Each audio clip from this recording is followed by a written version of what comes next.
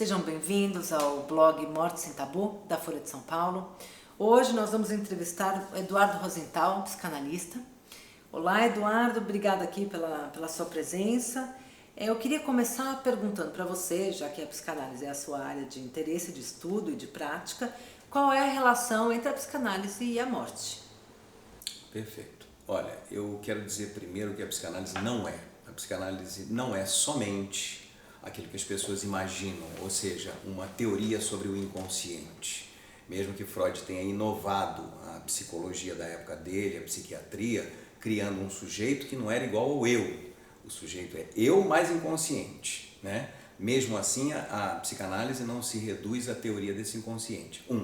A psicanálise não se reduz ao tratamento dos sofrimentos que emanam desse inconsciente e que não são acessíveis pelo consciente. Ou seja, as psicologias da consciência não são passíveis de tratar certos sofrimentos. A psicanálise isso é mais importante de dizer para você, uma forma, uma modalidade de conhecimento. Eu não conheço nenhuma teoria atual, nenhuma teoria filosófica atual que não faça uso da psicanálise. Você tem uma história baseada na psicanálise, uma antropologia baseada na psicanálise e uma filosofia que não deixa de levar em conta a psicanálise. Então, eu diria que depois dos pensamentos 60 na França, não há teoria digna desse nome, uma teoria filosófica, que prescinda da psicanálise. Mas a psicanálise não é nem uma filosofia, isso aqui é curioso, e nem as outras práticas ditas sublimantes e sublimatórias, que é a prática da arte, por exemplo, e a prática da ciência. A psicanálise não é isso, a psicanálise é uma ética. Uma ética não no sentido moral, mas uma ética no sentido da relação do sujeito não ao código, porque aí seria uma psicanálise moral adaptativa, mas da relação do sujeito a ele mesmo.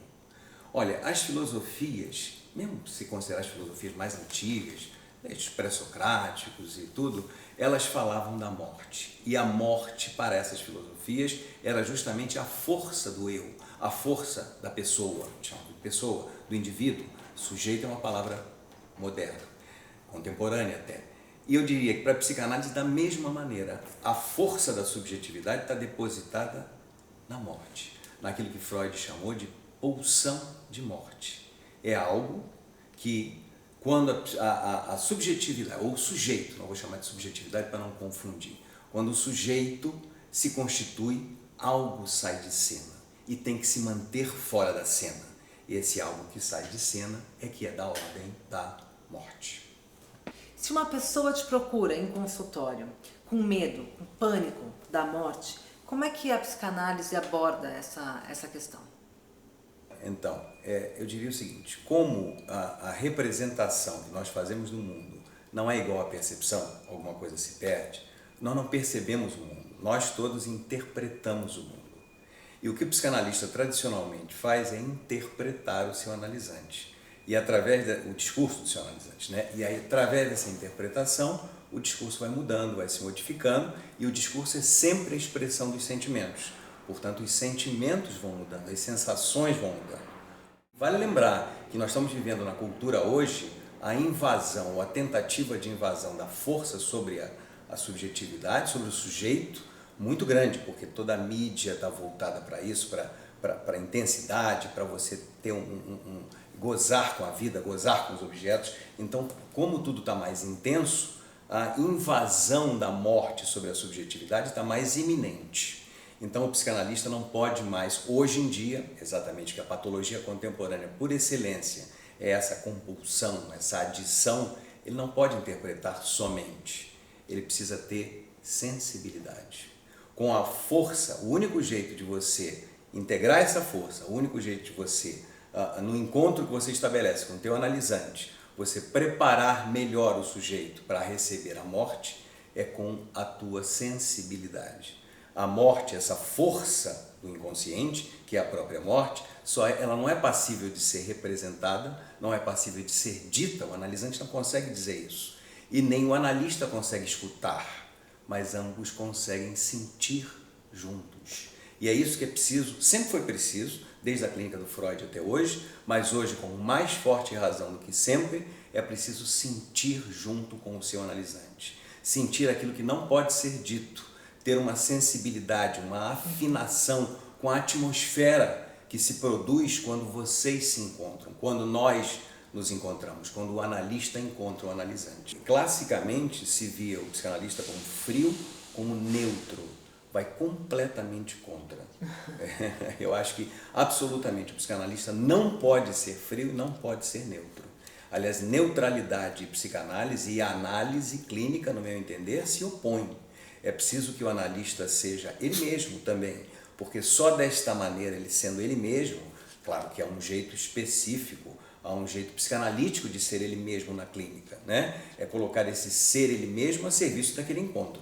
Mas só o analista sendo ele mesmo, ele capacitaria neste encontro o analisante para que ele também fosse ele mesmo e que não ficasse aquém do que ele pode, que ele conseguisse ir até o limite da sua potência. Eu acho que isso é uma boa psicanálise. O resultado de uma psicanálise boa é aquela que consegue, pelo encontro transferencial ou analítico, levar o analisante até o limite daquilo que ele pode, não deixá-lo aquém do que ele pode. Que o que faz sofrer é você ficar aquém do que você pode.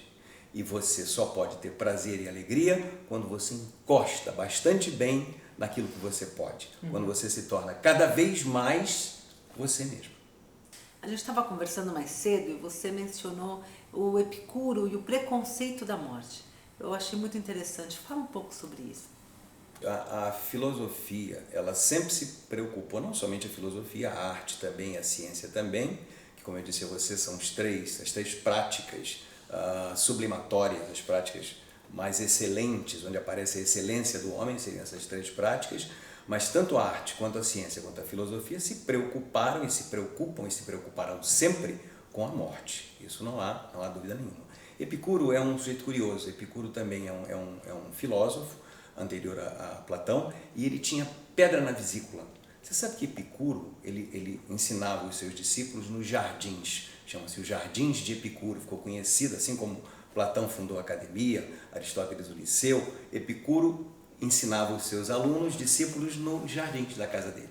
E ele sentia dores terríveis, porque não havia nada que há hoje, Buscopan, nada disso que nós temos hoje para dor, né?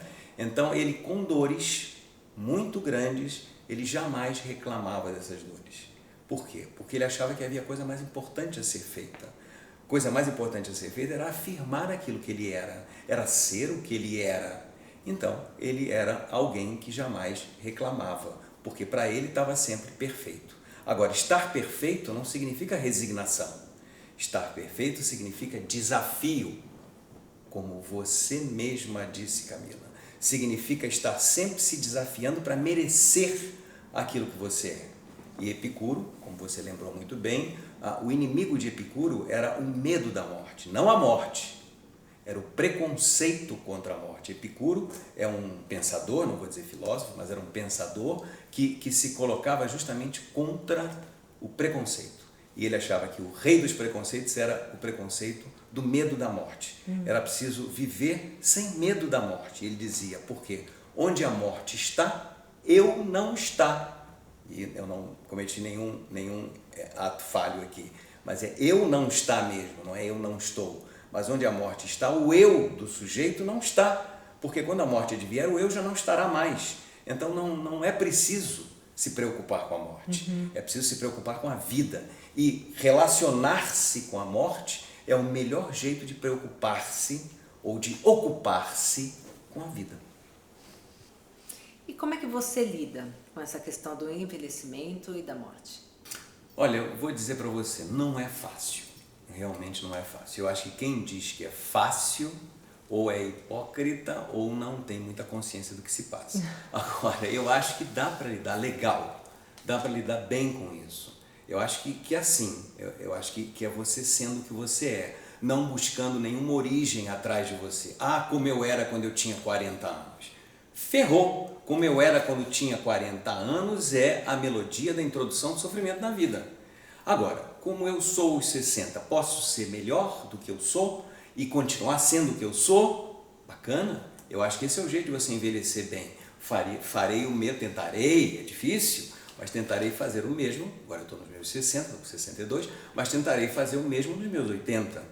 Então eu acho que é isso, vamos dizer, o artifício é você, que não é um artifício, vamos dizer, ilusório, é você saber onde você está, eu sei que eu tenho a idade que eu tenho, e procurar viver sem comparar. É muito difícil, mas eu acho que vale a pena tentar. Tem alguma frase do Freud assim que você vê como inspiradora para encarar a vida? Uma frase do Freud era um frasista emérito, mas eu vou usar uma frase, vou adaptar, não posso reproduzir exatamente, mas Freud tem um trabalho em 1914 chamado Luto e Melancolia. Nesse trabalho ele fala sobre o luto como alguma coisa que seria uma abertura para a vida, para o prazer e para a alegria. Ele diz o seguinte: é preciso a gente perder o que a gente efetivamente perdeu, perder psiquicamente o que nós perdemos fisicamente. E essa perda, essa consciência do que se perdeu, nos abre as possibilidades para viver o novo, para ganhar. É preciso perder e ter consciência de que se perdeu, é o trabalho de luto, para então a gente poder ganhar vivendo com alegria e vivendo com prazer. É isso.